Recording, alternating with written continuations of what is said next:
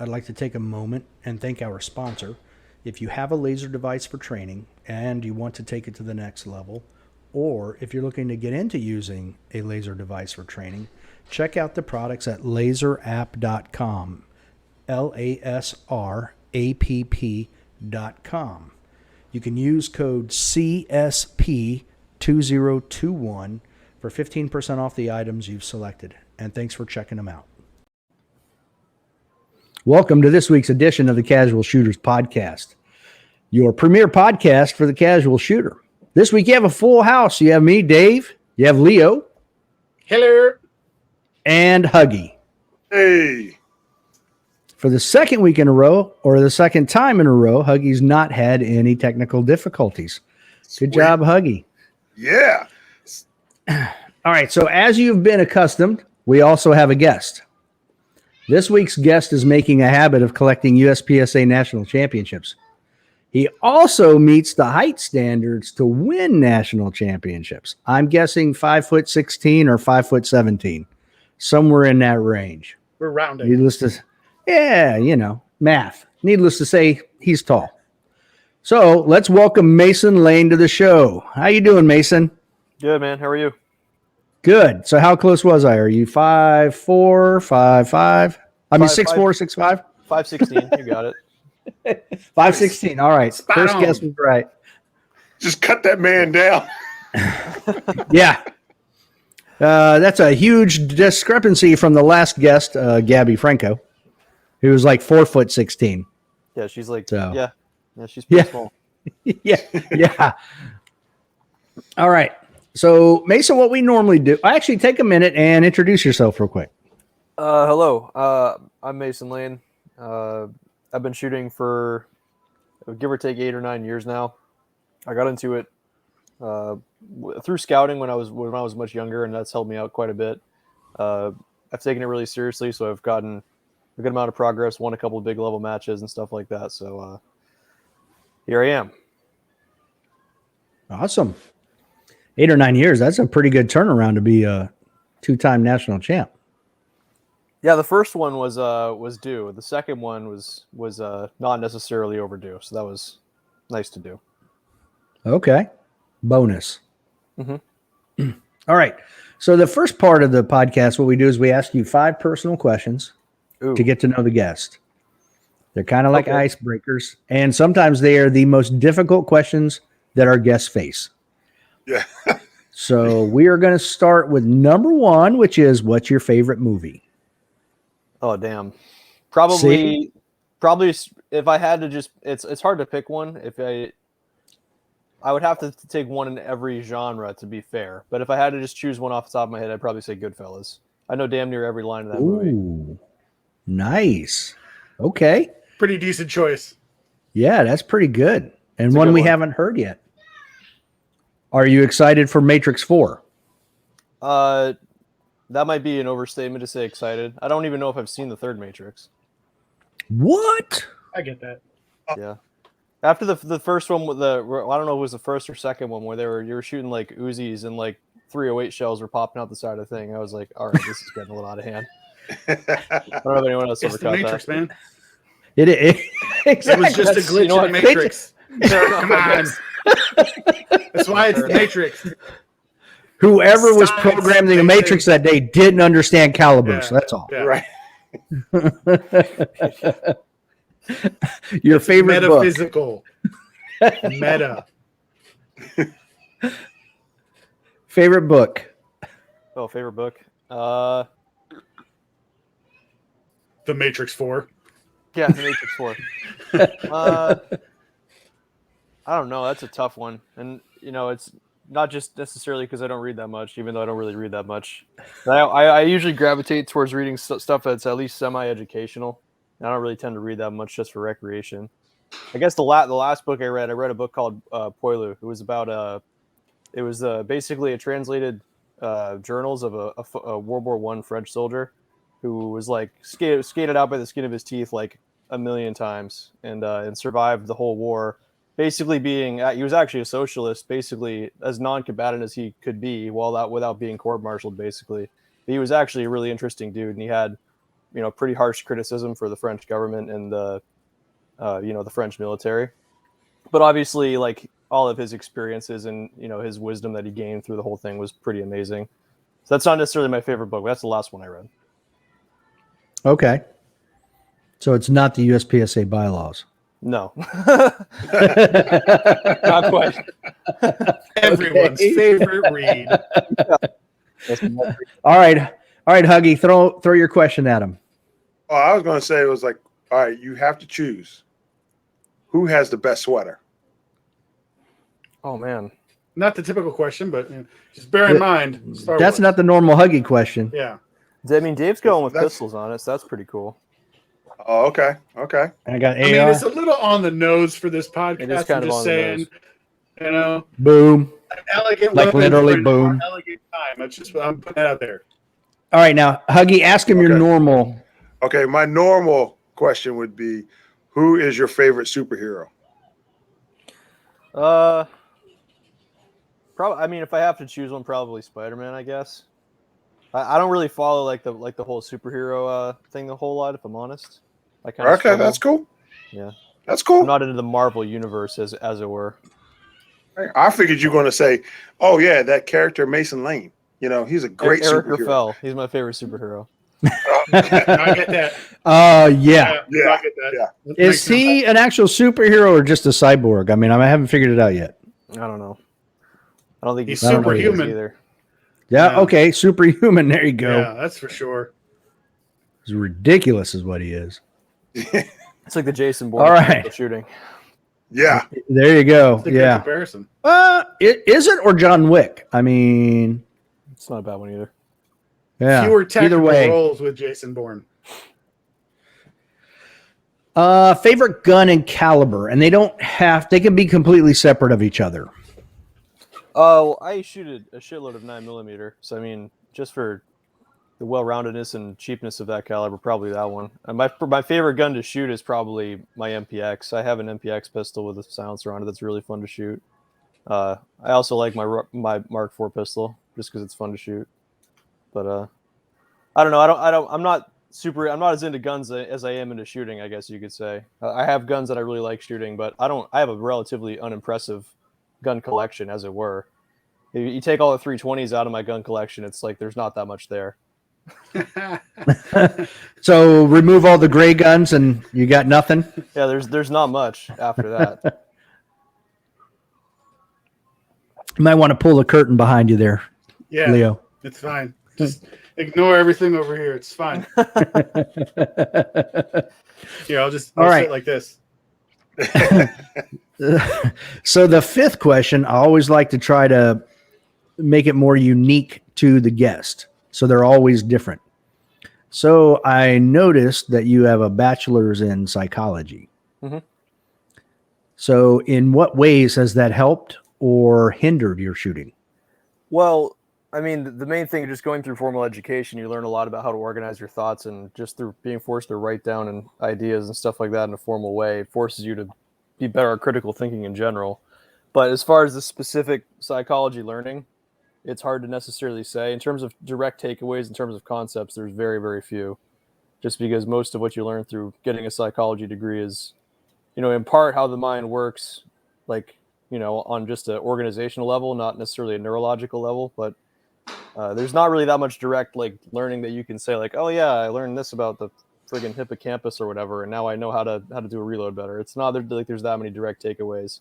Probably one of the most interesting concepts I learned was a psychological phenomenon referred to as flow, where basically, like if you ever like get really into a task, like writing on an essay or something like that, or doing whatever most people do for their regular job. If you ever notice, Right. like you don't notice the passage of time, or like a bunch of work gets done without you really thinking about it, or it doesn't require a lot of your conscious attention. That's something that's only met under really particular conditions, usually a proper balance of, the challenge that you're undergoing being just challenging enough to really pique your attention and not so challenging that it's frustrating. And then a couple other factors, but that's something that actually translates pretty directly for people once they undergo training for practical shooting, as far as how people conceive of their mental game. Like where Lanny would say, Lanny Basham, I mean, would say Mm-hmm. that you have subconscious skills that you're calling upon. That whole concept of flow, as it were, relates to that pretty directly. And there's a lot of criteria, not of all of which I totally perfectly remember or can explain articulately, but that whole concept actually underscores, that phenomenon he's referring to a little bit more succinctly than he does, in my opinion. So to dispel all of the rumors and conspiracy theories, you did not get a psychology degree to wage head games against JJ, Nils, Max, or any of those guys. I'm not above it, but that's not why I got it. Okay. Well, I'm glad you're not taking it out of the toolbox. I like it. It's an unintended bonus. Right. If it helps, it helps. You know. Right. All right. So when did you shoot your first gun? How old were you? Probably like 7 or so, maybe. I was my dad was in law enforcement for damn near his whole career, and so he was always into shooting, and he was always like a sportsman, and was liked hunting and stuff like that, a little bit of shooting, and so he got me into guns, understood the concepts of gun safety, and had me liking shooting pellet guns and stuff like that in the yard really early. So as soon as it was reasonable to get akin to shooting actual firearms, I was doing it. I didn't start competing until quite a bit later. I shot a couple of steel challenge matches with him and my dad and a couple of his neighborhood friends when I was in 4th, maybe 5th grade. But I think I shot 3 matches from that point all the way up until when I started competing more seriously when I was middle school or whatever. What, did I misunderstand you? Did you say you started shooting competitively in middle school? Yeah, give or take. I think in 8th grade, I was in scouting. I got into competing through scouting, and I did, went through the whole Eagle program and all that stuff. And me and some of my peers that were in our troop all had a shared interest in guns and shooting, like playing Call of Duty, like airsoft guns and stuff like that. So we started on an older scouts program specifically for shooting, because there was 4 or 5 different kids all in our troop that all liked shooting a lot. And so through that and, seeking out more training and shooting more matches and trying different programs and stuff like that, I got into competing that way, and then just took it, as seriously as I took getting better at scouting, I took it getting better at shooting. I took it extremely seriously and just continued to get better as I went on with it. Wow. Interesting. So I take it you became an Eagle Scout? Yep. Okay. Yep. So do you throw yourself 100% into everything you do, regardless of what it is, or? Yeah, I have only ever really taken 2 things seriously, and that was scouting and shooting, respectively. I took being a good student more seriously towards the end of my academic career. But yeah, if I'm going to do something, I might as well do it all the way to the best of my ability. Sort of how I've always approached everything. Okay. So how old were you when you started shooting USPSA competitively? I believe 13 or 14.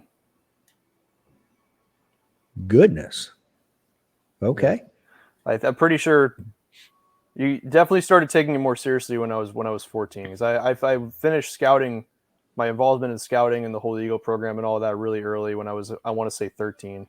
And at the end of that year, into the next year, I started falling more into shooting. And I took it increasingly serious through that year, and I was pretty seriously into it by the time I was a freshman or sophomore in high school. How tall were you then? I don't know, probably 5'11" or something. Ah, that's why. Okay. That's why. I get it. That's why I didn't get his nationals yet. Makes sense. So how old are you now, Mason? 24. Okay.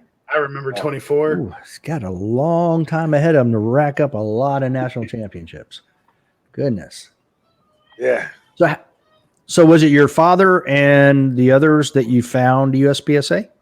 Yeah, so through that same scouting program I mentioned, we started a venture crew, which at the time was sort of a big deal. Well, I guess at the time the whole BSA in general was a big deal at the time. It's not so much anymore. We went to a couple of different clinics and stuff like that.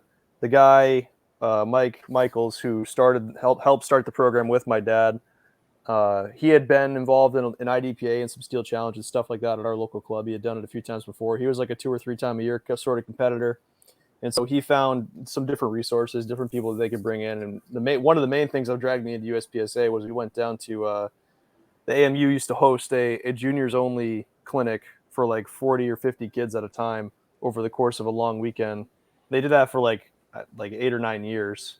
And so we went down to that, and all those guys were obviously as talented as those guys are at shooting. And that was when I realized, like, holy crap, like you can get like phenomenally, incredibly godlike good at this sport if you take it really seriously. And after pretty much my first exposure at that point, I started traveling around the New England area a little bit more and trying to seek out more matches. Fell in with, people that were good at it, compared to the field in my area, and just tried to get as good at it as I could. So have you always lived in the Northeast? Mm-hmm. So you guys traveled from there to, traveled from there to Columbus? Yeah. Georgia? Right. Yeah. To go down to Fort Benning for the clinic. Yeah. We went 3 or 4 years. It was an annual sort of thing. Wow. Okay. That's impressive. So how much do you think that played into being a national champion? Do you think you would have been a national champion where you are now had you not attended those? I never would have even been involved with shooting if I hadn't attended those. I mean, I would have found something else to do at this point. Like there's a constellation of factors that I could pin that on, just for the fact that I never even would have found USPSA most likely if I hadn't gone down to that clinic, because USPSA was non-existent within New Hampshire specifically at the time. I had the closest club that there was Harvard, which is about an hour and a half away in northern Mass. And then in the other direction, Augusta, Maine, which is about 2.5 hours. So it was, if I had never found out that the sport was even a thing, I never would have taken it any farther than I did. Unfortunately, I had parents that were willing to drive me all over Tarnation to go to local matches. Yeah. So how long is you? Go ahead, I was going to say that. So you went down to Amherst. Was that where you were shooting at down there in Mass? It was in the club is Harvard Sportsman's Club in Boxborough, was I think the closest club at the time. That's near the Amherst area. Yeah. It's in northern Mass in the outskirts of Boston. Right. Okay. I just went to college up there for a brief moment, so yep. I was up in Vermont for a brief moment, and so I got to learn the area. There's a couple clubs out there too. Yeah. So I got to learn the area and got to eat some great maple syrup up there. Yep. Yeah, they're proud of that up there. Oh yeah. So when did USPSA come to New Hampshire then? Man, I'm not going to give adequate credit to the guys that started the program, but probably in like either 2016 or 2017, give or take. I think they started the program there. I think it was 2016. It might have been earlier than that. I really can't remember. But it was quite a while where there was we had a really serious, right at the time I started at my local club, which is only like 20 minutes from me. Some guys started a really serious IDPA program. Like it had been a big deal for a long time, but they took it to a new level where the production value went way up, and they hosted a really serious state match. And there was a lot of, internal friction from the club in terms of like, politics and stuff like that, which ultimately, made the board and the club more progressive towards practical shooting as a concept. And so it took a long time before USPSA got rolled in. And now our club is like a predominantly a practical shooting club. Okay. Interesting. So did you ever shoot IDPA or any of the other shooting sports? Yeah, I started off in IDPA. I still do some. I started off in IDPA. I guess I started in Steel Challenge, really. That's mainly what we were focused on through the youth group, just because there were scholastic programs where kids can compete against other shooting teams at the time. And so I did, when I started branching out on my own, I went to IDPA matches just because that was what was in the area. And the second I found USPSA, I instantly fell in love with that. And I continued to compete pretty much 50-50 between IDPA and USPSA on a local level for quite a while. Through like 2014, I was pretty well split half and half. Obviously training pretty much 100% USPSA, but participating in just as many matches either way. I feel like training for USPSA takes care of the IDPA side of house. So yeah, absolutely. There's a lot of reasons for that, but there's no doubt. Right. Any two gun, anything like that? I got into 3-gun. I spent enough money to get into 3-gun, and then realized that it was a mistake.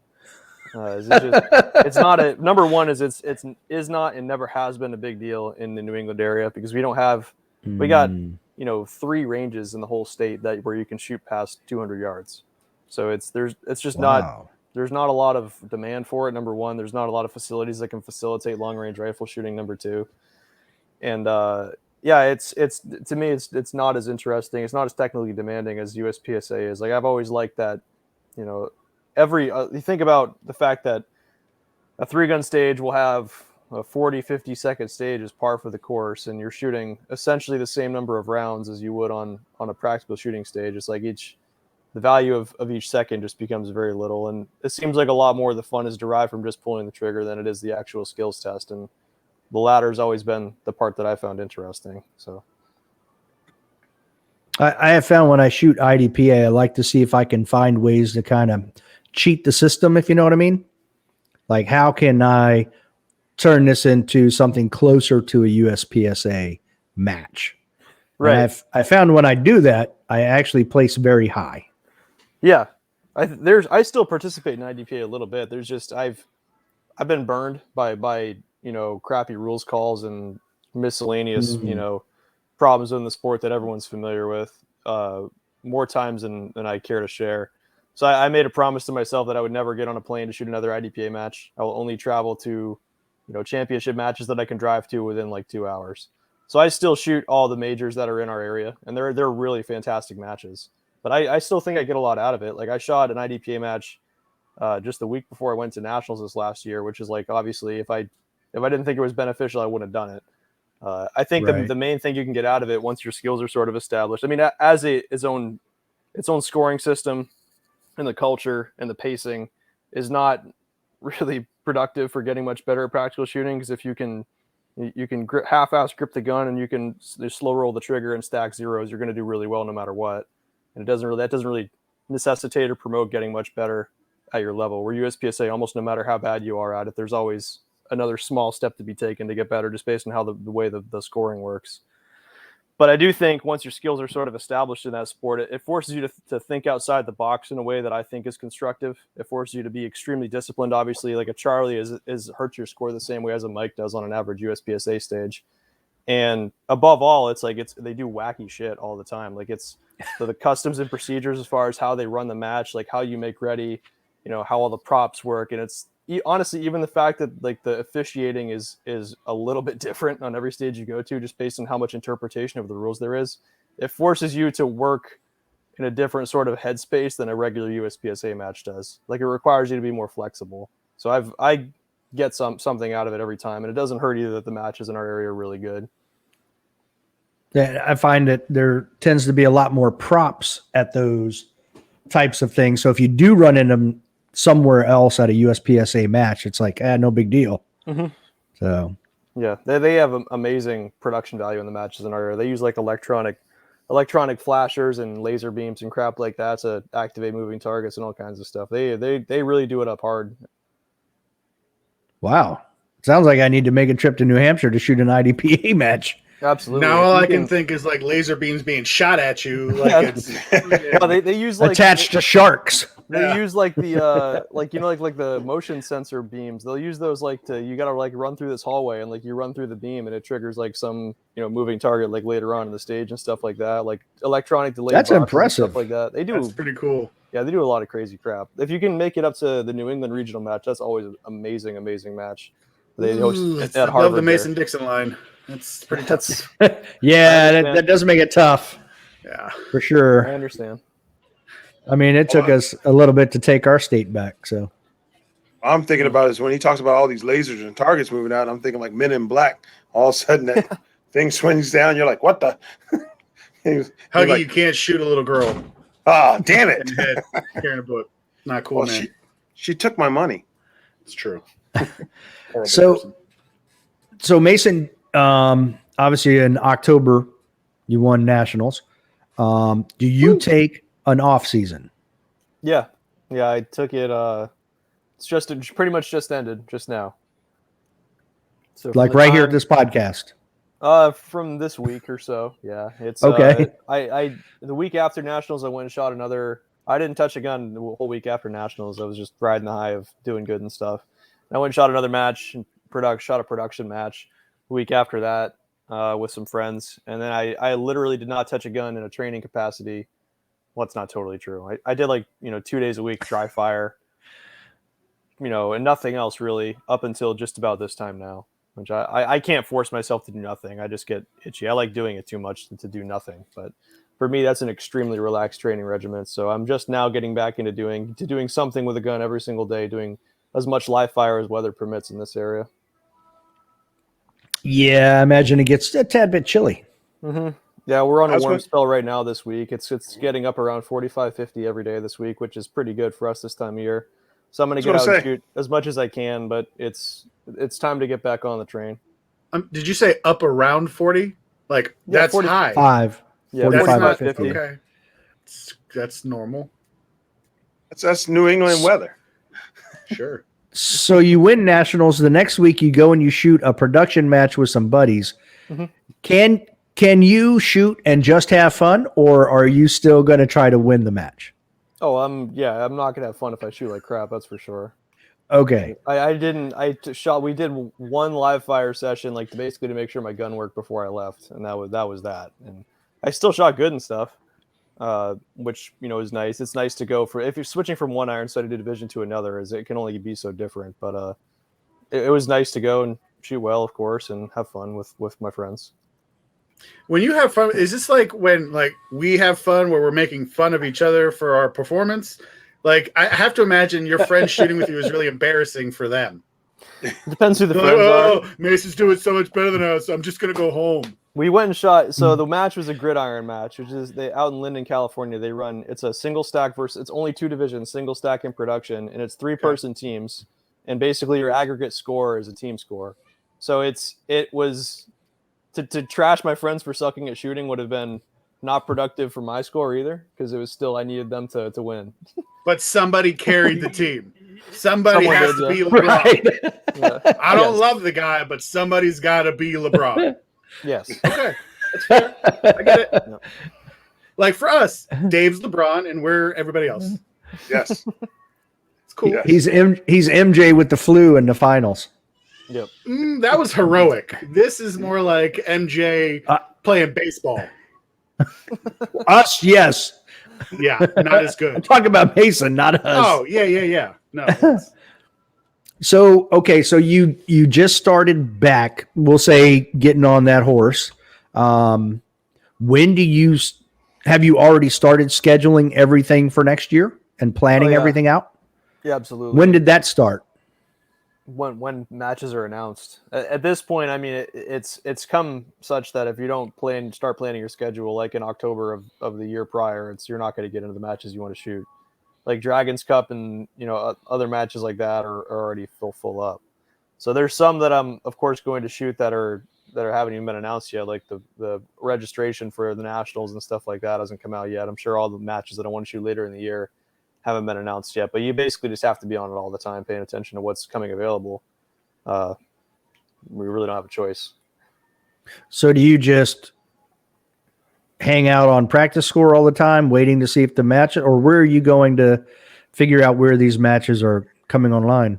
Well, what you want to shoot depends on a lot of factors. Like for me, there's matches that I'll pretty much always shoot just because they're easy to get to and I know they're always good. Like unless I have a major conflict, I'll pretty much always shoot whatever nationals is available as long as it's in a halfway interesting division. I'll always shoot, quality section matches that are at least near my area that are like a 6 or 7 hour drive or less. And then, I'll try to shoot 1 or 2 area matches a year if I feel like it. Usually I do. Usually there's not much else going on. And also, too, I'll try to plan matches around places I want to go. Like the first thing in February, I'm going down to Puerto Rico to shoot a match, which should be pretty cool. I haven't been down there before, but everyone says it's a really awesome place to go. And it's obviously a lot warmer than New Hampshire that time of year. So Yeah.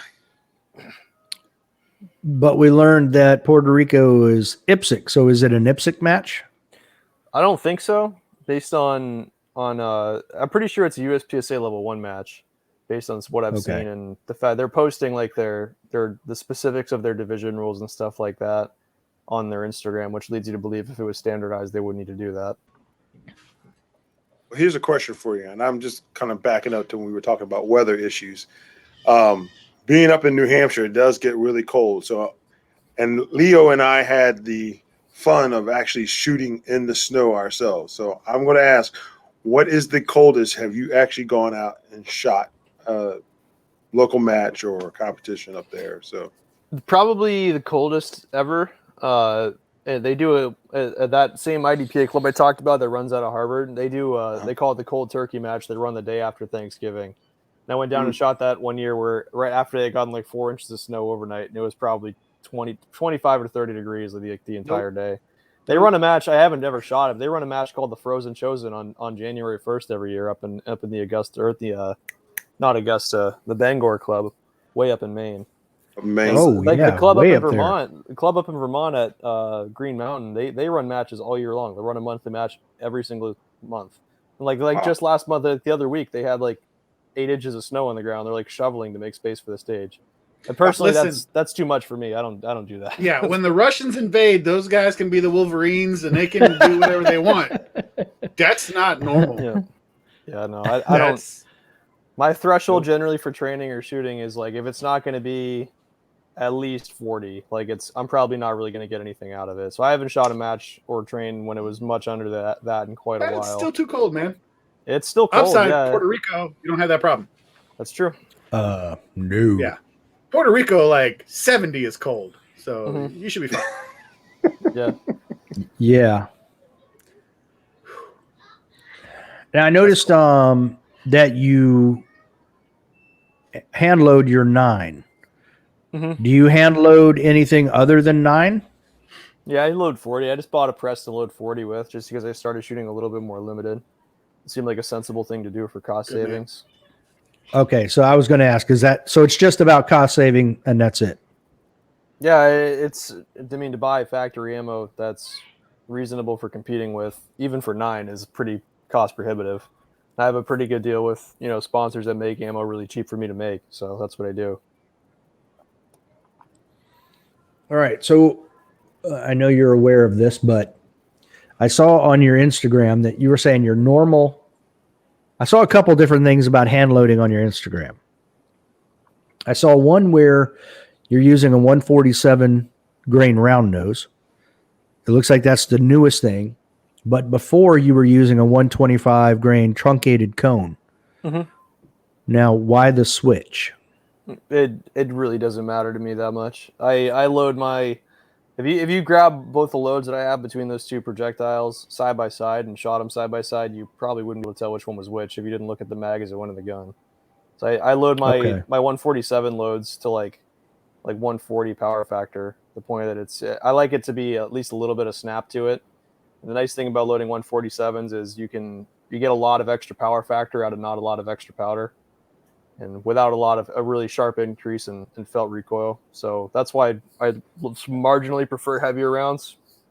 So, if you say you load a 125 grain round to where it feels like it's not crazy soft. I mean, if you load a 125 grain round to where it feels really soft, it's going to be like scraping the floor on power factor. If you load it to where it has just a little bit of bump to it, it's going to feel like it's going to be like 130, 132. And if if you load a 147 to that same approximate feeling, it's going to be up around 140. So it gives you a huge safety net for no real deterioration and felt recoil. So I really don't care that much. I'll load either way. I've loaded 135s, TCs, 125s, the 147s. I've been loading 147s for like 2 years now, just because for that exact reason. It gives you a really fast safety net. Now, you also said something that I found very interesting. You said with the 356 diameter round nose that the wider heads are a bit more accurate out of some SIGs. Yeah, now, in what how much better accuracy are you looking at? So like all factors held equal, right? On like a good day with a proper barrel and everything like that, you're not going to notice a difference offhand. It's not like it's a huge, like drastic change in mechanical reliability. But when like the Legions came out, for example, when they launched the 320 X5 Legions, where they have that ported, they have a little port in the top of the barrel, the loaded chamber indicator. On some of those runs, they were deteriorating a lot faster than in others. And it was pretty obvious that some of the fatter bullets were not showing those symptoms nearly as badly or as quickly. So that was when I started using them, and it's worked really good ever since. And I noticed the same thing, like even before then, back when the first run of X5s came to market in like, I don't know, 2017 or something like that. I don't really remember. Like the silver barrel one's the first run of them.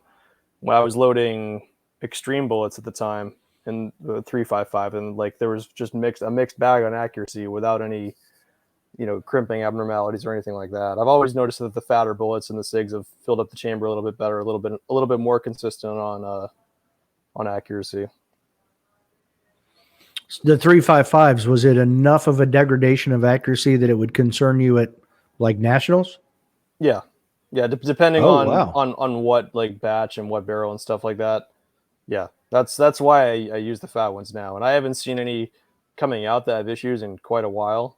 But there was a period there where it was definitely noticeable. Okay.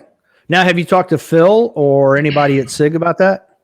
No, honestly, to the best of my knowledge, SIG builds guns that are intended to work with jacketed rounds, be them FMJs or JHPs, because that's what most people shoot. So I mean, shooting coated bullets to start with is already something they're probably not really that worried about, because that's not something very many people are doing. So if you're taking a straight lead bullet and making it a little bit fatter to fill up the chamber better, to me that just makes sense. Okay. So you think it's just getting better grip on the lands then? Yeah, absolutely. Okay. Yeah, it's definitely gets That a makes little bit sense. better contact. Okay. Now, is there there obviously isn't the need for super accurate rounds in practical pistol shooting, but I assume, do you actually ever do any like accuracy testing with your ammo and your gun? I mean, the most extensive I'll get with it is zeroing a gun, which I'll do generally speaking. Okay. I'll throw a white paster on a target and try to, throw the tightest group at it that I can at 20 yards. If I put up a 4-inch group shooting groups at 20 yards, I'm generally speaking, that's about as accurate as I am. Like if I can consistently hit the A box on a full size target at 50 yards, like that's as accurate as a gun really needs to be. Okay. Yeah, I was just trying to figure out what you're looking at and what you're able to hold at what distance. So I mean, especially with the dot, I'll notice it. If the shot doesn't show up where the dot was, I'll notice it. Or if the holes look weird or anything like that, I'll notice it. But it doesn't need to be that accurate. Right. Exactly.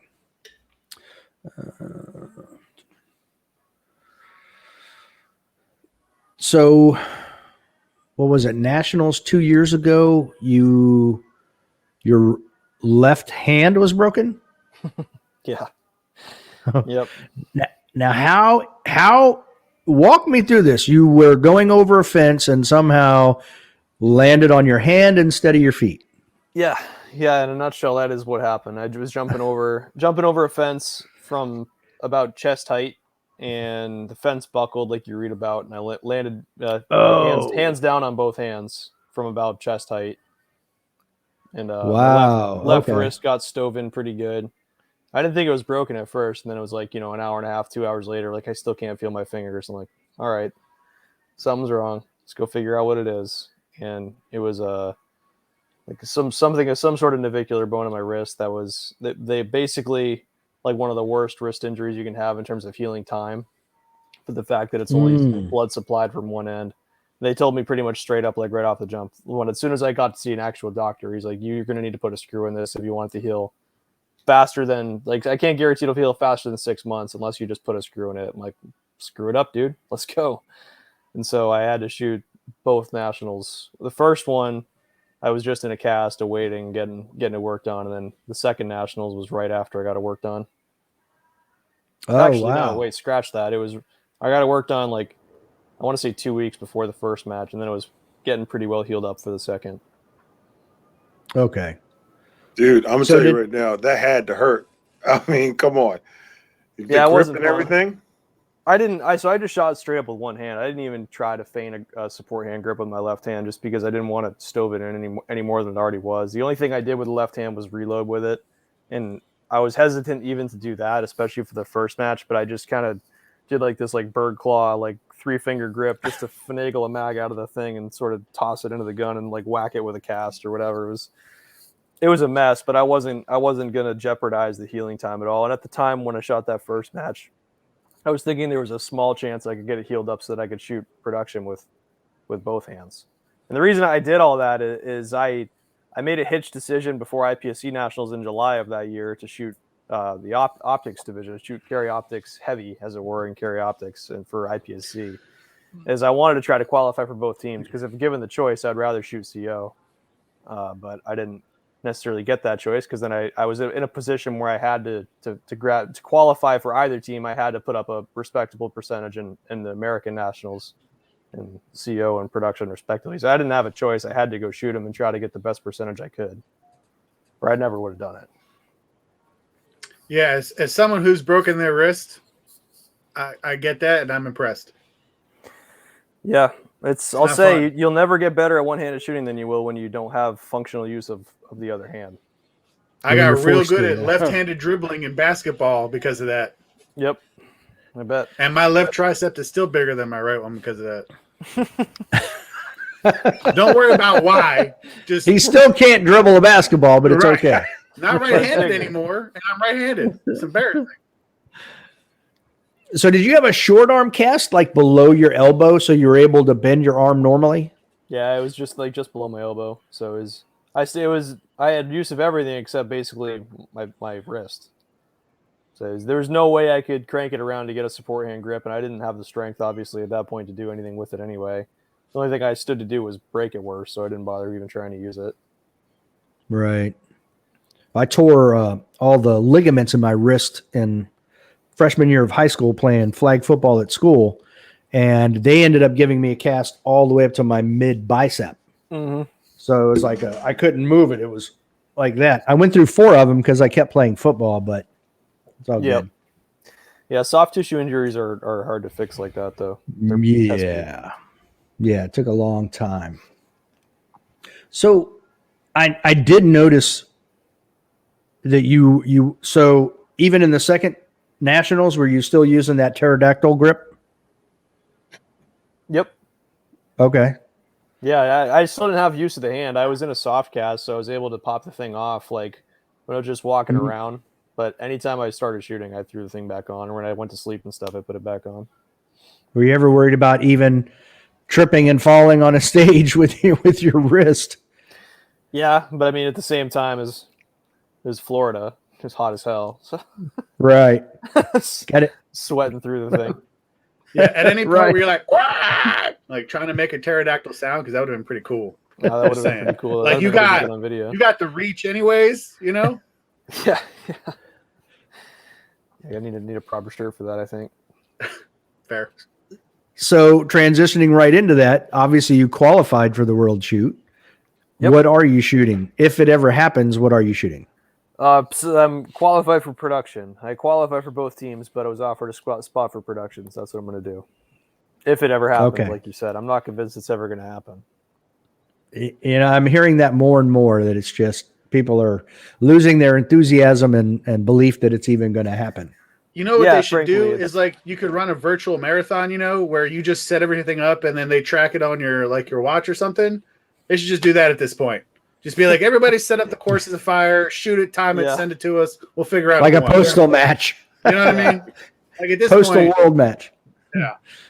Yeah, I'm not really convinced it's ever going to happen. At this point, I'm kind of apathetic to it just because it's been going on for so long. And it doesn't, I mean, it's like they had to build the range where that match was supposed to be constructed. So like the Thai government or IPSC or whatever entities that be have a lot of money tied up in making it happen, but it's the politics involved are bigger than those people. So well, yeah, it's just like the Olympics. All the cities that ever do the Olympics, and they build all these facilities, and then you show up there a couple years later, and they're just bleh.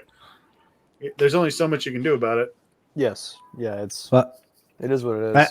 I feel like as long as Fauci is where he's at and you have the same people running the World Health Organization, we're never going to get away with masks and social distancing and any of that other stuff. So I don't even see, half the countries aren't going to let you in. Right. And, it's from what the people that I've talked to that are sort of have their thumb a little bit more on the pulse than I do, it seems like pretty much all the Americans involved feel the same way about it that you do and that I do, that they're not going to, they're not going to get poked just so they can go do other stuff. And like, they're going to resist that for as long as they possibly can. So it's not really seeming like it's going to probably happen. And I would imagine that there's lots of other countries that feel the same way. Yeah. But then you don't get to go to Bangkok, which is sad. I mean, I've never been. So. I wasn't going to go there before the match, so I mean, not missing anything really. Yeah. Who knows? You'll put on one of those ocular glasses and do virtual reality. Yeah, I'd rather do it for real, but maybe that'll happen at some absolutely. point. I agree with you. Trust me, Yeah. I'd like to go myself, but Yeah. Well, we all know that's not going to happen. So let's pump the brakes, man. Well, I'd like to go too. I mean, I want a can unicorn. Let's talk about impossible stuff that's never going to happen, Huggy. Huggy could go and pull. Huggy could go and pull the rickshaw for Mason. There you go. See, there you go. You're welcome, Mason. You now. No one have said you had to transportation. shoot. I could probably find someone to do that cheaper in Thailand than I could in America. He's balling on a budget like the rest of us. Yeah, if we're honest. I mean, Sweatshop labor. I mean, come on. I will say that we will have to stop a few places to get something to eat on the way, but Or to hydrate. Zero chance that body's going to do well in Thailand. Get some good pad siao on the way to the Yeah, range every morning. let's be real for a second. Sorry, man, this happens every now and then. We get derailed with stuff like that. Okay. All right. Okay, there, dude. I'm good. right. Well, I was doing better. I was recovering, and then I saw Chris laughing uncontrollably, and I lost it again. So before Promise, we get Mason, to we're professionals. before we get to lane shooting and training, I want to jump to the current situation in the USPSA.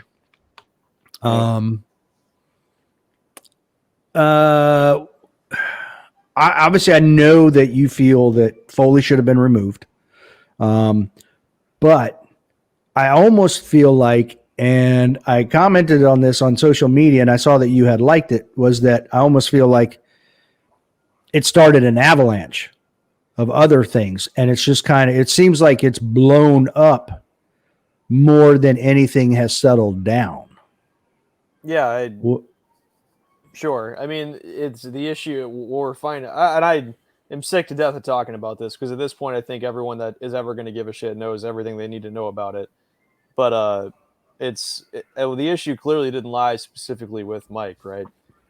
Like it's Right. the reputational liability that he posed to the organization pretty well lied with Mike, but the institutional inbreeding that was happening there was not epidemic to just that guy. It was epidemic to everyone involved that supported all the crap he was doing and, paid him and gave him bonuses all along the way. And that's becoming increasingly obvious because people are still talking about it and it's being exposed what their attitudes actually are, which is just as alarming and just as non-constructive as Foley's attitude was. They're just that much more diplomatic about expressing how they feel about it. It's the only difference. Yeah, there's a lot of stuff that's been coming out. It's very interesting. So are you hoping that the rules changes are squashed for a bit? Like let the rules stay as they are for a while, or? Yeah, everyone if says if they were king for a day, they do something different with the rules. They carve up divisions different ways and shit like that. And it's to me, I'd be totally satisfied to just see a rules change hiatus for the indefinite future. Like I think we have some stuff that's probably a little bit wacky or whatever, but it's like I would rather see it stabilize at least for a couple of years before I'm really interested in seeing anything major change, even though I think some of the stuff is pretty goofy.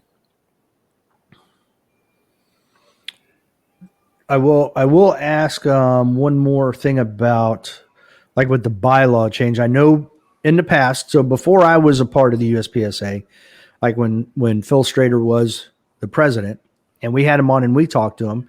He talked about how the USPSA didn't feel like he was giving them enough time, and Remington didn't feel like he was giving them enough time. Yep. So I like the idea of a full-time president, but they seem to want to go back to the part-time president.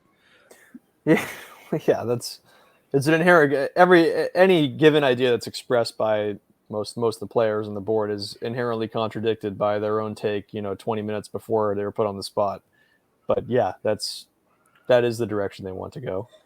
It seems that they want to go back to the executive directorship as long as they have control over who's appointed to that position.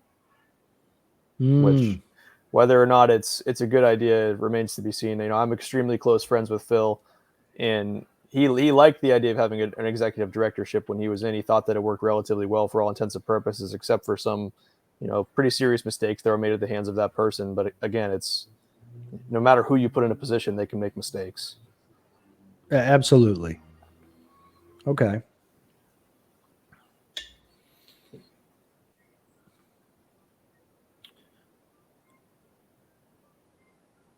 Do you think ZUSPSA is helping or hurting the situation? I mean, no one would know about the situation if they didn't speak about it, right? Yep. It's like for all the hullabaloo, it's like no one would be talking about it if they didn't post about it. So someone's got to shed light on the situation, and I think people confuse demeanor with intent way too much and think that just because someone comes across like an a-hole that they don't have positive intentions. That's certainly the attitude of the board, right? Is that if someone has any criticism, they must be an asshole, not that they have, a different direction or good intentions for the future of the sport. That's not epidemic just to that page. It's, anyone that's being vocal, complaining about what's going on. It's because they care. If they didn't care, they wouldn't be speaking about it. For sure. All right. So what is lane shooting and training? I had to call the company something. Okay. That's what I went with, and I don't necessarily now that I'm married to the name, I don't necessarily embrace it. Way too many people think that I'm running law school application and testing, but okay, is what it is. So I do classes, both individual local classes in my own area. I do a little bit of online coaching, and I of course run group classes wherever people will have me or willing to set up a course. It's just like any other traveling instructor, dude. I'm doing that as much as I can. Someone sets up a class for me with 10 to 12 people or so. I'll go to them, teach the class, do my thing, and everyone will have a good time. And that's just the company that I do it through. I had to call the company something. Okay. So you kind of answered the next question then. So you do online video review, you do in-person classes. Yes. Okay. Yep. Generally speaking, for the in-person classes, someone will set up a class. Someone that wants to host the class will set it up. They'll rake in another 11 people or what have you, and we'll do a 2-day class at a club of their choosing, and we'll go from however long people want to go. Generally speaking, we'll try to do 8-hour days as long as people are still engaged and wanting to do it. And we'll go everything from, basically the core fundamentals, which is not necessarily the basics, but that's the building blocks. And we'll go all the way up through continued applied fundamentals and through more and more advanced stuff. And generally speaking, the focus for people, the big revelation people have is typically found within that first morning when we're working on the most basic drills. Okay. Now, how much have you, I should say, have you modified your classes because of the ammo apocalypse? I honestly have not needed to that much. When I first had people taking my classes, they were going through more. And of course, as people get tighter and tighter on primers, I just basically give people dry fire warm-ups as I'm introducing drills. You just try to give people time to try the thing out, dry fire, explain to them how to dry fire any drill. And give them a moment or two to sort of visualize and prepare as before you actually do live fire attempts on drills. And that slows down the pace of the course a little bit. And it basically just gives people more reps with the same amount of ammo expended. But of course, that's a good thing to be doing in training, whether or not I'm watching you or whether or not you're paying me to watch you. slowing down training and instituting dry fire policy as far as visualizing when doing training is a good idea no matter what, because that's, you wouldn't expect yourself to do anything in a match that you didn't visualize or didn't think about ahead of time anyway. Well, and that's another part of the question is, like, is there a section in your 2-day class where you talk about visualization and how to visualize stages and how to work that? Okay.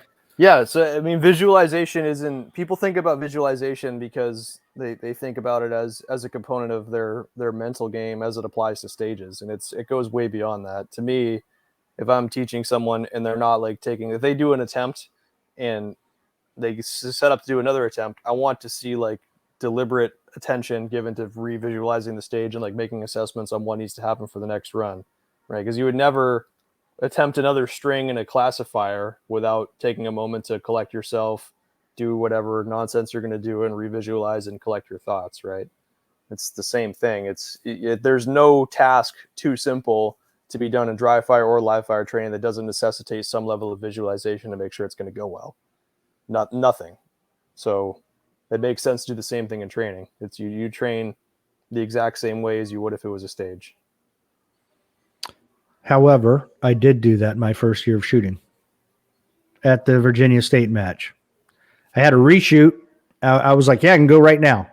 Didn't redo anything and ended up missing 2 arrays. Like not shooting at them. So I had failure to shoot at 4 targets. Yep. First stage of the day. Done. Mm-hmm. I learned the hard way. Yes.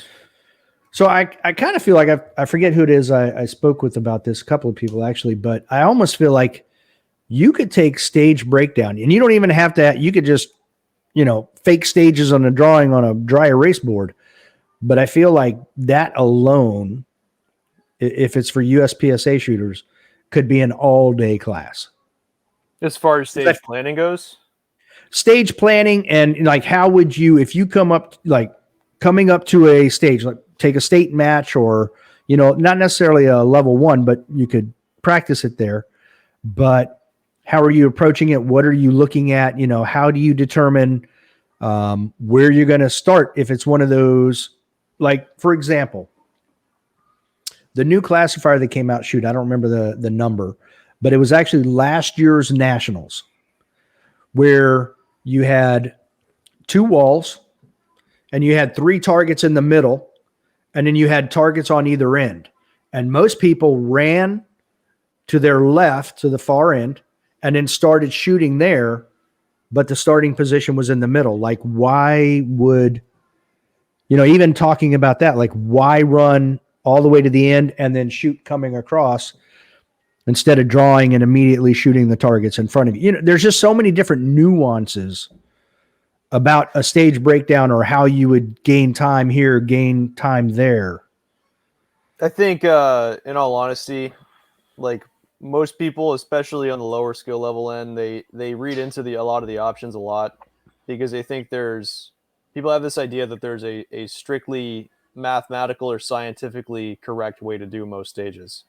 And in all honesty, the scientifically and mathematically correct way to do it is based on your own training and experience, right? By leveraging your own strengths and knowing what you're more comfortable with usually is what dictates what the plan's going to be, more so than what is necessarily the mathematically best way to do things, if that makes sense. I know, at least in my own training, in my own shooting, I find myself doing plans that, like, even when I'm shooting like with guys on a super squad, I find myself doing stuff that's different from other guys, like, not shooting into a position so that I can make the exit out of a position easier or something like that, right? Like things that, in terms of strictly trying to shoot the stage to put up the best possible factor, like, in ignoring your own preferences, would make more sense. But I'd rather play to my own strengths and my own preferences, even if it's not necessarily the quote unquote best way to do it. And like, in a symmetrical stage, like just choosing to start in the center or choosing to go to one end and work in one direction is usually an example of that. Like, whether or not you shoot a symmetrical stage left to right or right to left is based on, your own comfort. And if you're going to be more comfortable and not have to think about it quite so hard by doing it in one direction versus another, even if it might be slightly better the other way, then that's worth something. And I don't think people usually know how to if you don't have a lot of training and experience to call upon in terms of knowing what's more comfortable and predictable for you, then that's the part that people are missing. There's not really the ability to like really read into every single detail. In a lot of cases, like the more you ignore all the extraneous details, the better you're going to be.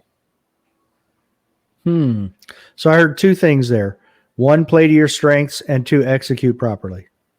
Yeah.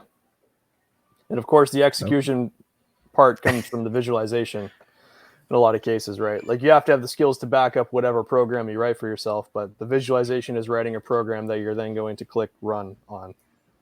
And when I've taught stage planning in the past, that's like how I spend 90% of my time, because most of the people I get that want to learn stage planning, not to generalize too much, but are usually like A class or less, and they want to get better at stage breakdown because they think that the plan is the difference between them and someone who's beating them. And that's usually not the case. It's usually at a minimum the ability to put together a smooth run even at their current skill level. And that comes from having a plan that they know and a plan that they can call upon without thinking about it too hard, which comes from visualization. Okay, there's the secret sauce right there. I like it because I'm gonna tell you right now, from a shooter who's not A class or below. Close. Yeah, and I mean I'm at the below part, way below.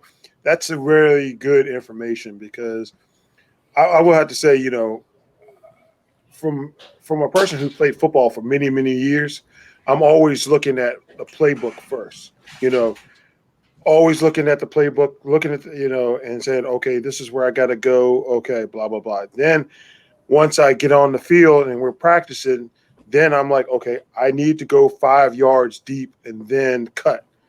So, it's different out here now because I've got to switch and say, I don't have a playbook to look at prior to. I mean, yes, at nationals and all that stuff, you do get a match book, but I've actually just learned at not this past nationals, but the nationals before, that playbook got changed. And I was like, that just screwed me, because you had the plan down like on paper, right? Then you show up and it doesn't look anything like that. Exactly. I was just like, yeah, I'm done. Yeah. And to me, we started on a different section. We were in the wrong stages. It was a whole thing. Day one was day 3, and it was Huggy sitting there at dinner at Denny's like, we're gonna do this, and we're like, sure. Like he had his binder. It was a whole thing. Yeah. To me, a part of visualization as a skill is being able to go to a stage and create a plan that's at least halfway sensible in a reasonable amount of time. Because at least for me, like when I show up to visualize a stage, even the day prior, I'm going through and figuring out what all the options basically are, what I think the rest of the squad will probably do in terms of what all the positions are you have to go to. And I'm trying to get a general sense of like what the options are and not necessarily specifically what I'm going to do. Right. Mm-hmm. Unless it's like a super cut and dry, like you're going to shoot the stage in one direction, or it's like an L where you're going to just go through one branch and then the other, or there's something that's like, there's no way to do it to skin the cat a different way. If there's any sort of, options or any potential for conjecture or discussion, I'm not going to seal in a plan with specific visualization ahead of time because I don't want to be locked in. I want to be able to make a decision in the moment and then just, do the repetition from there. Right. Like I think the part that people miss is if you think about if you're like a C-class dude, right? You just think about the average stage that you shoot.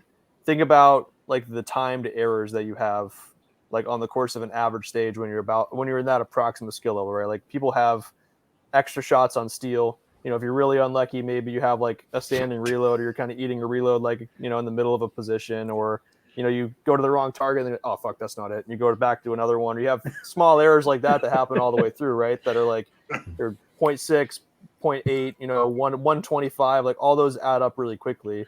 And having a visualization program that's really locked in, that allows you to just like know what the next thing is and instantly go to the next task, like that's going to cut more time than like having the better plan and then still half-assing it, if that makes sense.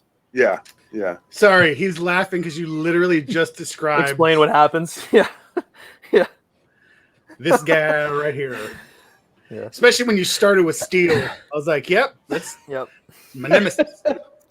Well, he needs an extra mag when there's steel on the stage. What I will say is, I feel like at the end of this, we're gonna have to like Venmo you because this was or Cash App or whatever hip kids are doing nowadays.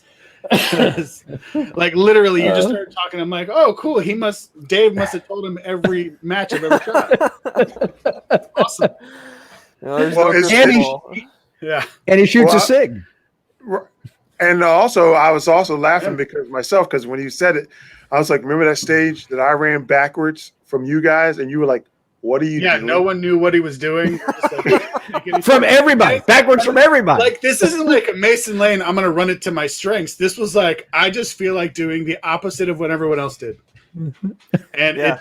it didn't go well. I'll tell you, like on symmetrical stages, like a huge part of my decision making for what strategy I'm going to go with is this a small enough shooting area that it's going to be a pain in the ass for me to do a salmon run up the stage through everyone else as they're trying to walk through the stage during the 5 minutes. It's like if the answer is yes, like I'm going to be like, oh, excuse me, sorry, excuse me, the whole way through. Like I'll just follow the pack, like just for that reason. Like it's literally that simple on some level. It's like it doesn't matter if I think the other plan's better. If I'm not gonna be able to get a nice proper visualization more than once during the 5 minutes, that's enough of a factor for me to make a decision on. Yeah, I've definitely had that happen before because I ran a stage almost exactly opposite, and it was at Shadowhawk, so it was local up here, and I did it the exact opposite as everyone else, and it went well for me. But I was like, this run through is not going well. I keep bumping it. I'm like, I'm sorry. Like, I know you're a GM. I'm just gonna yeah. That's an uncomfortable feeling when you got somebody who's way better than you. Like, bro, can you move? And you're like, just 1 second. I gotta go opposite. It's only irritating when you find people that are like they're perpetually like, I have to make sure I find a different way to do this. It's yeah, like no, mine was just the one time. Different is not often better, right? Like you definitely find people that's like an archetype of shooter. Like they want to find a different way to skin the cat. Just that like people think they're clever or whatever. It's like if 9/10 of the squad is doing it the same way, there's a decent chance that there's a reason, right? Right. And it's not just like social conformity. It's like they're probably there's a level of simplicity to this. Yeah. See, it looked simple to me. I was like, hey, why not just do it this way? It's one too many head-to-head hits, in football. CTE. Yeah. Thank you. That's what it is. Thank you. So Mason, I'm curious. When we interviewed Jacob Hetherington and John Browning, and we talked about visualization, like during your make ready, they talked about they do a visualization as fast as they can. Like they run through it in their mind as quickly as they can. Do you do that similarly, or? That's not something I would do during the actual, like, you get the make ready and then you do that. That's something I'll do as a litmus test, like before then, to make sure I know the plan front to back, right? So by doing it like in fast motion like that and making sure you can recall the level of detail you're supposed to, that makes sure that there's no hesitation. Like if you can just go bang, bang, bang, bang, bang through like all the points in your visualization, then you know that you have it down, if that makes sense, without taking any time to think about it. That's something that I do as well, just to make sure that I know what's going on. But the visualization, to me, I break it down into specific points on targets. Now I call them touch points or visual points, where basically every action on the stage down to every transition has some kind of a point that I'm going to attach to it so that I can visually work my way through the problem, right? So like say you have El Prez, for example, just because that's an example everyone will know. The visualization points are going to be something like knuckle on the underside of the trigger guard, right? Contact point like in the front of my grip where my support hand's going to meet the gun. And then I'm zooming my vision out to the exact spot in the middle of like the first target.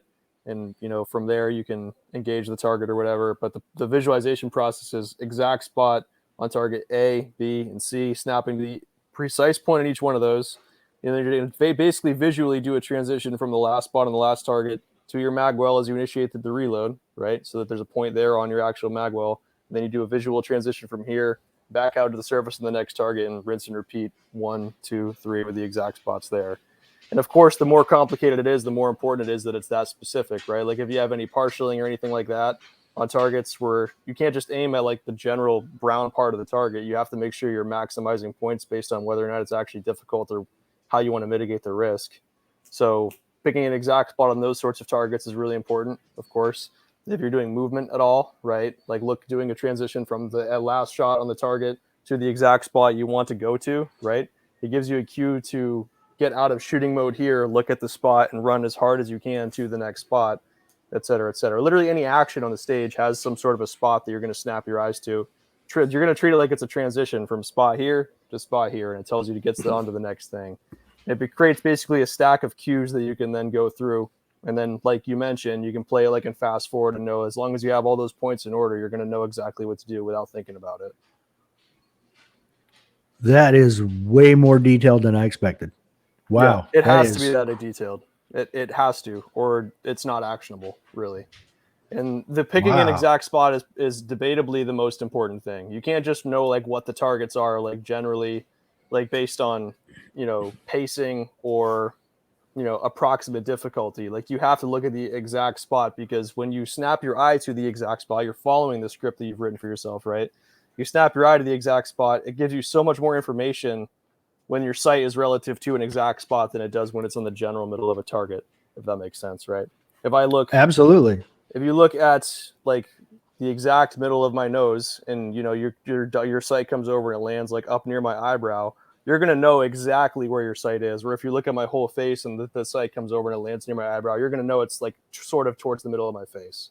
Does that make sense? Right. So absolutely. By using that level of specificity, it gives you way better perception of where your sights are, and your shot calling ability goes through the roof, even though it feels a little bit more out of control when you're first learning to do it. I also feel like it makes your shot calling way easier, because if the more focused on a point you are, the less likely you are to pull the trigger when the dot's not where you're focused. Right. And so that's the important part concept that people sort of get confused on too, is when you initiate transition, right? I'm coming off one target, my eye snaps to this spot. You have to pick that very exact spot. I always say like a golf ball size spot on the target, because for most targets, that's something people can conceptualize as with an adequate level of specificity. You snap that golf ball size spot. When the sight comes into the target, right, you're not only shooting once your dot makes it to the exact golf ball size spot, like on the letter A. You're going to shoot if it's, what you feel is in an appropriate aiming zone, which may be anything from, a tennis ball size group if it's a really difficult or challenging or risky target, all the way up to a watermelon size group as it paints over the whole A zone, right? But you still have to keep your eye peeled into that exact precise spot as you're doing that. And, based on the relative distance from your sight to where you're looking, you're going to know if you're complying with that or not. Yeah, you definitely get used to knowing when that dot is at an acceptable spot if you're looking at the same spot all the time. So yes. And there's obviously on risky targets, like I program in like, you can think about it in terms of confirmation, in terms of like how still you need the sight to be. But it's also like I'll usually just draw like I'm gonna if I have a partial where it's like it comes up to like halfway up the middle of the A and it's white from there down, I know I'm just not gonna like get on the trigger if the dot is in like the lower half of that A zone, because it's just you're just taking on more risk at that point. I don't think about it like, oh well, if the A zone is this big, I know it's like a 6x6 box, then I have a 6x6 acceptable hit zone. It's like I'm gonna play even safer than that by zooming in my acceptable zone to like, a softball size group, if you will, or a baseball size group or whatever it is. And you don't need to think about it that specifically when you're doing the actual following the visualization, because it's just way too much information to wrestle. But as long as you have those exact points that you're snapping your eye to, you're going to be on the right track. Okay. That's very detailed. Now, at what point did you decide you were going to start your own training company? I was in college and I needed to do something. I was working for maintenance at a local PD, cleaning cars and doing, odd jobs and stuff like that. And I had all kinds of inquiries to start doing training. Whoa. Sorry about that. Go ahead. I had helped out with a couple classes before at the SIG Academy and stuff like that. And I had taught a couple classes on my own at the SIG Academy. And around that time, I realized like there's enough clientele in this area that I could easily do it on my own and make more money basically and get the same job done. So while it was a supplemental income sort of thing to getting into, while I was in school, it rapidly became an amazing learning exercise for me, and realized that it was something that I could do to, in effect, make shooting my job without being a pro shooter as such, which is when I realized I wanted to do it. I mean, it's a incredible learning opportunity just to force yourself to make case studies out of all your clients and make assessments on what it is they're doing wrong and how they can fix it. And then above all, be able to articulate to them how and why they should do it. Dude, that sounds like a great thesis paper. Yeah. It definitely, I probably never would have gotten into it if it wasn't A, for being in school and thinking of, being forced to think critically every day, and B, meeting my now wife, who has a business of her own in a totally unrelated field. But I was not like open or aware of entrepreneurship sort of as a career field prior to that point, just because both my parents were in public service and they're very risk averse by nature. So I don't regret it at all, but that was sort of how I got into it. If you don't mind me asking, what is her business? She's a farrier, so she puts shoes on horses. Oh, trims feet, Okay. I'm going to interrupt here. Like Coolest job on the planet, by the way. It's pretty cool. And there's a lot of cool stuff to do in your life. Like shooting. 100% coolest job ever. It's pretty cool. It's cool when you have good clients in terms of like cool people and cool horses. When either of those two things stop being the case, it can dramatically and rapidly become less cool. But yeah. What I will tell you right now is this guy right here watches farriers on YouTube because it is that interesting. It's pretty cool. Yeah. It's pretty cool. It is. That's a boss job right there, man. Now, I will pay you for a psychological breakdown of Leo. Don't judge me. Don't judge me. It is, dude. Do you understand? Like this, they got to work fast. You're working with animals. You're working with horse people. They're big horrible, animals, by the way. So Right. if you have horses, you're a special. You're on a watch list somewhere. Yeah, but yeah, it is. I mean, that's good for her. That is impressive. Yep, it's pretty cool. I'd say, like where I grew up at, it's known as horse country. So I grew up around horses all the time, and I have actually seen farriers, and I'm like, I agree with you. If the horse is not having a good day, it's like it ain't wanting you around. It's a pain in the butt trying to get that horse to cooperate. Yep. And if you know horse people, also everyone has a different ideology on how they want to skin the cat, and something about being responsible for the welfare of an animal makes people especially passionate and vocal about how their method is best. So you end up with situations where all a horse really needs is a good ass kicking, and that's not always on the table because it's precluded by the people involved. The owner. And the owner is like, oh my God, part. you can't do that to my horse, and it's like it's a horse. Okay. Or you show up to a client's house for the first time and they're like, oh, I had this other farrier and he hit my horse with a rasp, and then you immediately start go to pick up its foot and it's like throwing passes at you with its back foot. You're like, all right, cool. I see what's going on here. Yeah. This is gonna be a one and done. This is a very small group of humans that can do that job and do it well. And I am very impressed by the skill, because it is not just skill. There's some artistry involved in that. Yeah. But yeah, I know we got off topic with horses and whatnot, but man, I just got a lot of respect for farriers. No, we started at a tangent at 1:15, so if people don't give a shit, they can skip over it. Yeah, fair. Yeah, touche. Yeah, my horse bloodied my nose last week. Yeah, this one. This is a little mini horse right there. That's right. Pretty big. Oh. But yeah, and we're big fans of the entrepreneurial spirit here. So absolutely, yeah, of course. America. All right, so I made sure you didn't see this part because we're gonna do a quick grading on you and your video review capabilities. Okay, Mason? It's a very quick video. At the end, you just let us know what correction needs to be made so this doesn't happen again. All right. Do you know Dave Wampler? Yep. Okay, Dave is in this video. Here we go. Oh, I see what he's saying now, and I'm like, oh, and I'm like going, okay, that wall. Oh. And then, are you okay, Leo? I know it's not loaded, and I know he's not going to shoot me, but he's literally pointing that at my image right now, and it's freaking me out, man. I know you're like, well, for me, where are you at? You're like,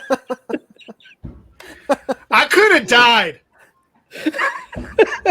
In a strictly hypothetical sense, yes. That's what Bruce Gray would call an overprep. Yeah. Over prep. Okay. Yep. Just All right. that. A Just plus. that little A bit. plus. Yeah. All right. We can recommend them for video reviews. It's good. Holy mackerel. Never Oh gets old. nope. It I don't doesn't. have a Mason. lot of nice features, but my face being intact is somewhat important. Thanks, Mason. It's true. That's a why- moneymaker. That's why now I'm on the bottom and he's up top now. Yeah. That way he only shoots our guests. Good. Good. Good. Oh All right. goodness. So over prep. Got it. Okay. Good. Now you know how you don't do that. That's Yep. I'm good on that. No overprep. Easy fix. No overprep. Easy That's fix. right. Again, we're just gonna need your Oh. Venmo at the end of this so we can Exactly. this is gonna be the most expensive interview we've ever done. And we are Ever. not sponsored. Trust me. By anybody. Yeah. All right, switching gears a little bit. I also noticed that you have you had on your Instagram page a picture of the Virginia 2020 Lobby Day, where there were like upwards of 50,000 people in Richmond. Were advocating for their Second Amendment rights. And I also noticed that you even posted something on your page about contacting, as you had put it, the AFT about some changes they wanted to make to some things. So do you consider yourself a big advocate in that way, or? I mean, obviously, my entire job is predicated on people having access to guns and wanting to get better with them. So, I mean, yeah, on some level for sure. Okay. All right. Are there like I'm a member of the Virginia Citizens Defense League, which they were the ones who organized that lobby day. They organize it every year. Do you do anything like that up in New Hampshire, or are you a member of any of that type of thing, or? No, not really. I'm probably not as involved with that as I ought to be, and in part just because our state is pretty staunchly pro-gun, and it seems to be staying that way, in spite of the fact that it's becoming increasingly blue from people bleeding up from Massachusetts and other collared Kind of states. surrounded. Yeah, but it seems like the will of the people is pretty well consistently not violated by the politicians we elect, even the ones that are not on the side of the aisle where that would traditionally be the case. So it hasn't been strictly necessary for me to do that, so I'm not really particularly involved with it beyond sharing how I feel about specific issues like that. Okay. Now, do you have a website for your training?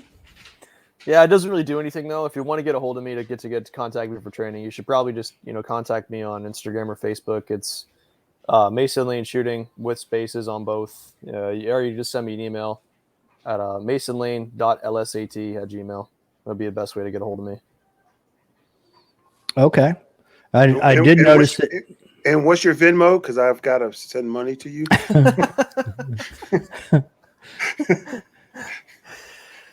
I did notice you posted your very first video review of yourself. Yes. Yeah, I just recently got some new software and hardware that is a little bit more appropriate for getting those done. So I'm starting to do more of them. I've been telling people for about a year that I'm going to start doing e-training ever since COVID fired up and people aren't able to get out and do their thing quite so much. I've been saying I'm going to do it. Now I finally have the ability to do it. So I've started doing it for real. So I threw up a little sample of one of the stages I shot at Limited Nationals with me sort of breaking down what my goals were in terms of the visualization and some of the stuff that went wrong too.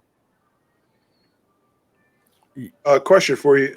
Now, I know, just backing up just a little bit, you were talking about dry firing and everything like that. Mm-hmm.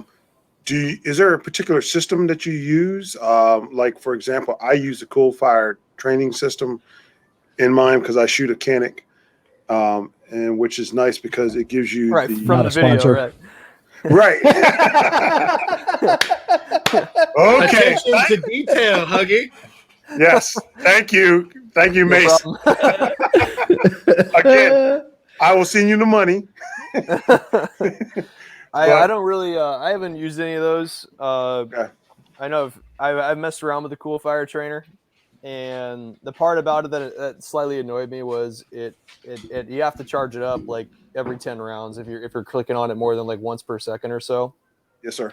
So it's a cool tool and stuff. I mean, don't get me wrong. Like I think there's probably a specific audience that would really benefit from that, but I don't. To me, most of the gadgets and stuff like that, the main benefit of it is making dry fire, that much more interesting to make you want to do it more.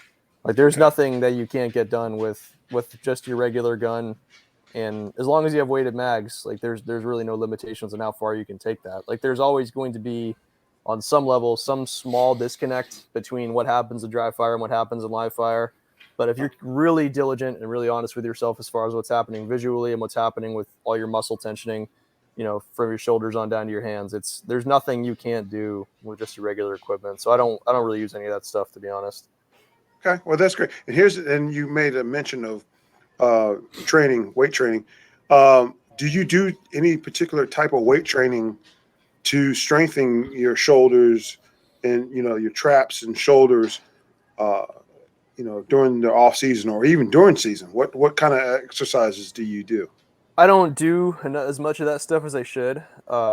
Most of I think the thing most people are benefited from most is just keeping your hands, like hardened and be used to gripping onto the gun for long periods of time. So, I mean, if you do like pull-ups and stuff like that, I think that's part of what's been most beneficial for a lot of people that I've talked to, just because it works all of the requisite muscles. But most people are honestly plenty strong enough to get done what we get done. Like if you're like, grossly out of shape, then that's one thing. Like you're going to be bogging down at the end of a long day. That's one thing. But there's not really any physical limitation on how far you can go. The most physical exercise or like physical maintenance I'll do is pretty comprehensive stretching. So when I do pretty much every time I live fire, I'll do detailed stretches with, from all the way up through my shoulders at a minimum. So I do my fingers backwards and frontwards, at extension with my arms all the way out. I'll do like, biceps, triceps, and shoulders every which way I can. And I do find that, especially doing your forearms by doing your individual digits and stuff like that, that does unlock a lot of dexterity and grip strength off the bat without having to really like warm up your hands in the traditional way, which I find valuable, especially for matches. Like if you can make that a part of your, every time you sort of get into training or get ready to go shoot stages and stuff like that, if you work that in there, it's going to unlock a lot of grip strength, which is of course a good thing. You don't want the gun to feel foreign in your hands when you're going out to go shoot stages. Awesome. Thank you. Again, I need the Venmo to send you that info, the money. Yep. I do think the stretching is really valuable, and not just for like getting into low ports and stuff like that. It's stretching in general is good for maintenance for all parts of your body. And I do think that, doing the hand stretches and arm stretches, I always try to do that at a minimum. If I'm ever going to go do actual like movement training or anything like that, or definitely if I'm going to go shoot a match, I'll do pretty much my whole body. I'll spend like half an hour doing it before I go to the range in the morning, like when I'm at, nationals or whatever the case is. Right. Okay. Yeah. Low ports and me, we get along too well. Yeah. I'm not a huge fan either, as you can probably imagine. Yeah. It's a long way down. Oh, it's a long way up for me too. It's the it's the Williams sisters and the Gabby Francos of the world that love those low ports. Yeah. Yep. Leo, you have anything? I have one question. You were an Eagle Scout, correct? Or are an Eagle Scout? Sure. What however was you your want to Eagle say Scout it. project? So I grew up in and around a state park, like right on the my folks' house shared a border with the state park, and in that state park they had, during the Depression, they had the Civilian Conservation Corps, where basically they were just printing jobs. They're just trying to create jobs to give people work, and giving people money for getting whatever work done they can. And so the CCC created like sort of wilderness shelters in the park and a few various places, like sort of three-sided like stall style shelters with a couple cots and stuff in them. And there's one that's like way out in the middle of nowhere. Like it's not marked by any trails, or you'd never find it unless you already knew it was there. And it was literally dubbed the Lost Shelter. And I found it one day. We looked for it. It was like part of our project. Part of the project, of course, was just finding the thing, because we knew it existed, at least on paper, but we didn't know how to find the thing. And so we found it, and it was in horrible, horrible shape. So we put a new roof on the thing over a course of, pretty much a whole year, having to lug stuff back and forth through the woods, like, beams and shingles and planks and what have you. And we put a new roof on it and a couple other things around the area. And that was that. It ended up being like a 600 or 700 hour project, which was pretty considerable. It was like a part-time job at a minimum for a whole year, and a full-time job during the actual construction process. All right, cool. That's all I had. I just have one request. Number one, congratulations on your marriage. Thank you. Number two, if by chance Matthew Nash is up there again and we have him on the podcast, if you could just have some better Wi-Fi so he doesn't have to drive off the property, just a thought. That's all. I mean, in fairness, it was a nice backdrop. Yeah, it's the service is pretty bad around here. We didn't get cable internet in our area till like March of this year, I think. So Makes Googling stuff pretty difficult. yes, it does. Yeah. That means you have to read more. That's right. Yeah. So Still no reads more than USPS. most of the military guys. So Yeah, all of them practically. So no USPSA till about 2016, and no internet until 2021. Yep. You guys are making progress. All right. Yep. Yeah, we're Slow gonna have but running steady. water before you know it. yeah, There you go. 21st century is right around the corner. Yeah, Well, no, Mason, that's I was gonna say the old satellite dish that works wonders now. Yeah, that was all we had for quite a while at this place. We're surprisingly close to town, but have really crappy internet in our area. So it's Wow. Wow. Yeah. So Runs like the maple syrup. yeah. Real slow. Yeah. Well, Mason, that's all I've got. Is there anything you want to promote or reiterate or anything? No, I think this was a good time, guys. If you want to book me Awesome. for training, just get a hold of me through whatever means you have available. Social media is fine. You send me, if you get a hold of me through social media looking for training, I'll probably ask you to contact me through my actual business account, which again is masonlane.lsat@gmail. So that's pretty much it. All right. Awesome.